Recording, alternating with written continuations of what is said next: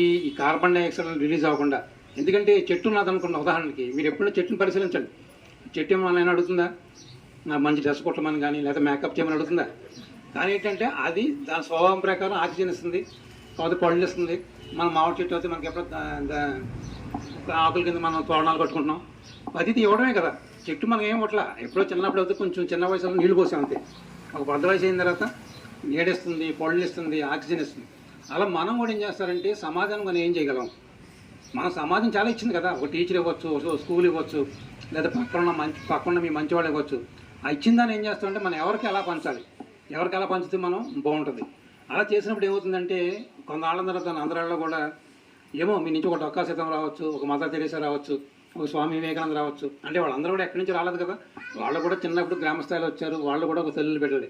అలా మనం ఏం చేస్తారంటే విలువల్లో మీ పిల్లలకి ఎవరికైనా చెప్పినప్పుడు వాళ్ళు కంపల్సరీ ఏం చేస్తారంటే పాటించి ఏం చేస్తారంటే మా అమ్మ చెప్పింది, మా నాన్న చెప్పాడని ఆస్కారం ఉంటుంది. ఎందుకంటే చాలాసార్లు చూస్తున్నాం మనం సమాజంలో కూడా చాలా మార్పులు వచ్చినాయి. అంటే సెల్ ఫోన్ అవ్వచ్చు, లేకపోతే ఇవ్వచ్చు, చిన్న పిల్లల మీద అఘాయిత్యాలు చేయడం కానీ అవన్నీ కూడా ఏం చేస్తారంటే తల్లి కింద కానీ టీచర్స్ కింద కానీ అక్కడే అరిగట్టినప్పుడు ఏమవుతుందంటే ఏమో మా అమ్మ చెప్పింది కాబట్టి మా